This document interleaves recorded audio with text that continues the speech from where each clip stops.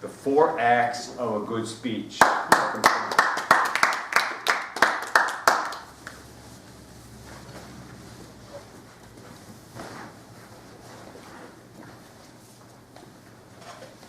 You want to become a good speaker? Most of you. The rest of you are in the wrong room. Right.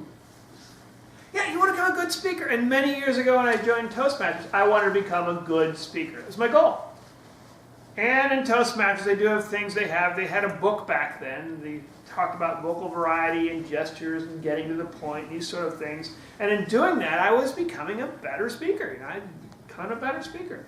I thought, well, that's okay. I'm becoming a better speaker. But what would it really take to be a good speaker? Because I mean, it's very easy to be a better speaker. When you start here and you go to here, you're a better speaker. But start here, to here, you become a good speaker. So my question was, well, what is it that really takes to make that sort of a move? So I started thinking, okay, well, who would know about how to become a good speaker? And other good speakers. Makes sense, right? Good speakers would know about that. So I started taking a look at what good speakers were doing. They're doing something different. And we're all doing something different. They're talking about it. The most important thing they're doing is instead of focusing on themselves and what they're talking about, they focused on their audience. Most important thing for the good speakers was to connect with that audience, make that connection. And they actually all had a process to do it. They had a step-by-step process to went through it. They had different words for it, different names for it. But by following that process, it was possible to create a good speech and be a good speaker. So I started learning about what that process is and how it all fits together. And basically I started to call it the 4 acts. So, Joe, when you give your speech, basically there are 4 acts. Just as a play can have 4 acts, your speech is 4 acts. An A act, a C act, a T act, an S act. You have to have all 4 acts to have a good speech. The first act, as you see up there, is attention. Attention, because from your audience's point of view, you want to get your audience's attention. Because the big question you have, and the big question you have, and the big question everybody has in the audience is, who's the speech for? Who is the speech for? That question, who, just blinks into your mind the moment anybody starts talking, because you want to figure out, should I pay attention to this or not, right? Like you hear some sort of person talking and think, okay, is that for me? You're talking to me? No, okay, ignore it. But they say, hey, they mention your name, like, whoa, wait a minute, is that me? And they start paying attention. Who is the speech for? And a simple way you can make this happen, a simple magic word you can use, is the word you. Use the you.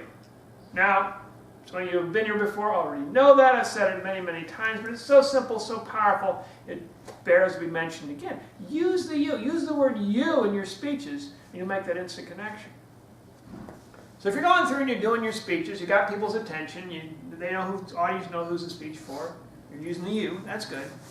Then you come to the content. Content is what they call the C act, or content. Content. Because once you say the audience thinks, okay, I know who the speech is for me. Great, no problem. Then the big question is, what's the problem? What's the problem? Because if you've got a speech up there and there's no problem, you really don't have a speech. Because the audience is this new thing they've invented called Google, you may have heard about. And if they want to find information, they can find it pretty much in anything. They just type in the word and instantly find all the information about it. But that's not really what your audience wants. Your audience wants to know, what's the problem with this thing you're talking about? So what's the problem? Now, in order to make sure it's a real problem, you want to make sure the audience gets it that it's a real problem. Because if the audience thinks it's not a big deal, doesn't really matter, who cares, then you've lost them there too, right? Make sense? Yeah. So you want to grow the conflict.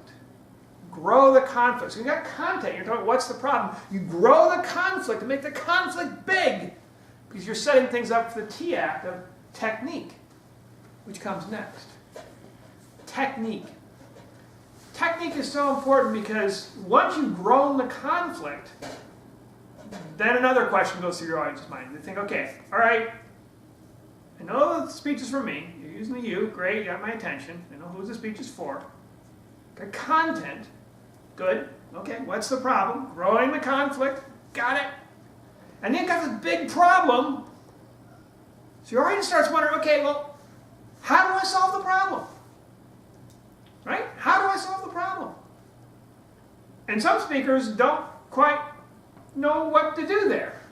And maybe you've heard these speeches where they go through, they talk about this big problem, and they blow it up as a huge problem, disaster going on, and then they just kind of stop there. And you're left with, okay. It's like, and they're like huge problems, so you're freaking out. You're like, oh, what am I going to do? How am I going to solve this problem? Please tell me how I'm going to solve this problem. And they kind of like, I don't know how to solve the problem. It's a big problem. Probably wipe out the world or destroy everything, but nobody knows how to solve it. So, man, sucks to be you. Jeez. You don't want to do that to your audience. These days they will kill you. Physically, they'll attack you. And now you wasted my time. I came out when I was perfectly happy. You created a problem I didn't have. I'm going to kill you now. Don't want that to happen. So you got to solve the problem. How do you solve the problem? Well, another thing that can happen to the audience is you tell them how to solve the problem, and they leave, and they forget about it. You ever somebody tell you something, and you just kind of forgot about it? I think we were talking about that briefly. It can happen. So you want to make sure you've got an audience remembering what you're talking about.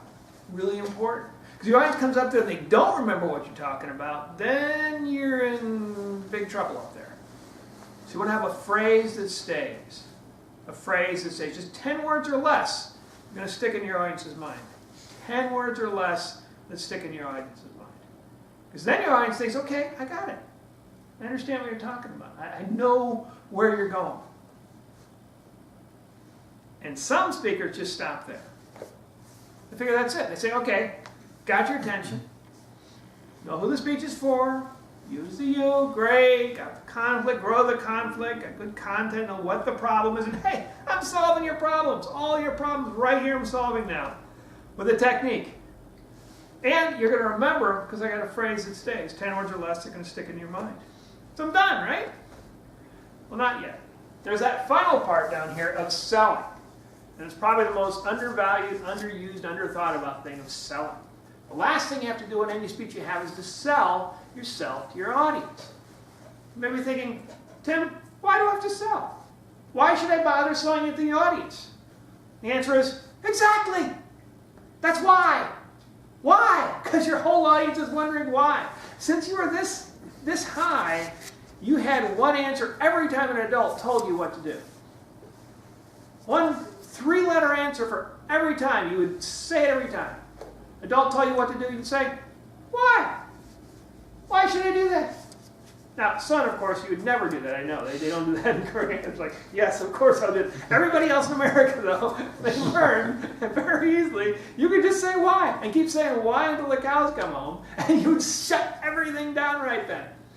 Time to go to bed. Why? That was a good 10 minutes more you could stay up, right? Why? So you got to answer that question, why, that your audience has. And the simplest way to answer why is just bad if you don't, good if you do. In other words, if you don't do what I'm saying, bad things will happen. If you do what I'm saying, good things will happen. In fact, there's a whole industry that's been created on this idea of bad if you don't, good if you do, called an infomercial. You know what an infomercial is? Familiar with those? Hey, there you go. Zena knows. Other people read up on infomercial. Ronco, my favorite example, don't you know Ronco? Yeah. Yeah, okay, a few of you. Okay, if you haven't, look it up. There's this guy, Ron, and he just literally had stuff in his basement he was trying to sell. And so he got everybody in his basement trying to sell it. And the thing was, he uses bad if you don't, good if you do. And he basically say, okay, are you tired of having to cut cheese with a knife like this and it gets all these uneven slices? Well, this new handy-dandy Ronco device, it can slice it up in 5 seconds flat all the way through. So he said, okay, here's the problem, your horrible cheese problem.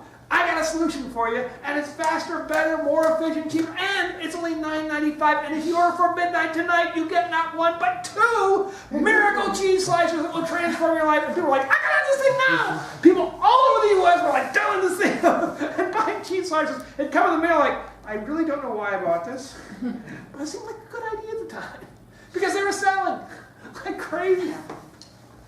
So that's a speech. That's a good speech.